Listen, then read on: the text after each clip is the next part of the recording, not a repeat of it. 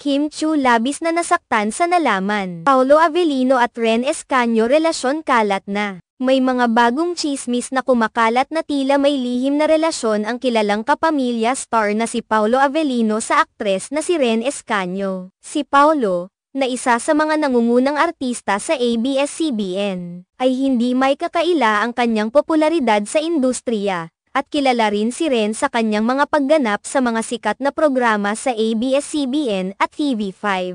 Ang balitang ito ay nagdulot ng malaking pag-aalala at pag-usisa sa mga tagahanga at mga tagapagsuri sa showbiz. Ngunit sa kabila ng mga kumakalat na balita, ang talent manager ni Ren na si Aster Amoyo ay agad na tumugon sa issue. Sa isang kamakailang panayam sa mga miyembro ng media, ipinahayag ni Aster na walang katotohanan ang mga tsismis na nag-uugnay kay Ren at Paolo. Ayon sa kanya, hindi niya alam kung paano nagsimula ang ganitong uri ng intriga, at tiyak niyang walang anumang espesyal na relasyon sa pagitan ng kanyang alaga at ang kapamilya star. Ibinahagi rin ni Aster na hindi niya maiwasang mag-alala tungkol sa epekto ng mga ganitong balita sa kanyang alaga. Ang hindi makatarungang pagkakalink sa isang sikat na personalidad tulad ni Paolo Avellino ay nagdudulot ng mga negatibong reaksyon mula sa fans, lalo na mula sa mga taga-suporta ng tambalang Kim Pao. Ang Kim Pao, na binubuo nina Paolo Avellino at Kim Chiu,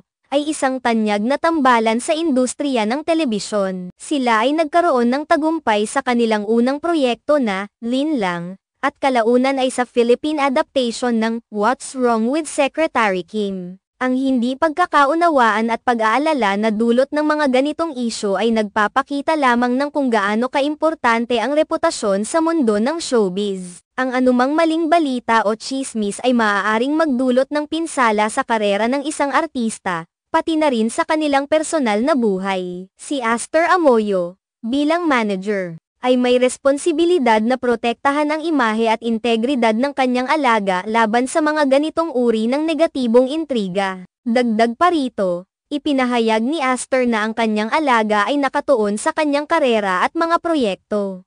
Ang pagkakaroon ng hindi kapanipaniwala na relasyon o anumang isyo na walang matibay na basehan ay hindi makakatulong sa pagpapalago ng kanilang mga karera. Sa halip, ang mga ganitong tsismis ay maaaring magdulot ng distraksyon sa kanilang pagtuon sa trabaho at sa pagpapabuti ng kanilang mga kasanayan bilang mga artista. Sa ngayon, ang pangunahing layunin ni Aster ay tiyakin na ang lahat ng mga paninira at maling impormasyon ay mabibigyan ng tamang paglilinaw. Ang kanyang pagtugon sa isyu ay isang hakbang upang mapanatili ang maayos na reputasyon ng kanyang alaga at matiyak na ang kanilang pangalan ay hindi maapektuhan ng mga walang basehang tsismis. Ang ganitong mga sitwasyon ay hindi bago sa industriya ng showbiz, ngunit ang paraan ng pagtugon sa mga ito ay mahalaga. Ang transparency at pagiging totoo ay mahalagang bahagi ng pakikitungo sa mga ganitong issue. Sa pag-asam ng maraming fans at taga-subaybay sa katotohanan, ang pagtiyak ng tama at wastong impormasyon ay isang hakbang upang mapanatili ang integridad ng bawat isa sa industriya.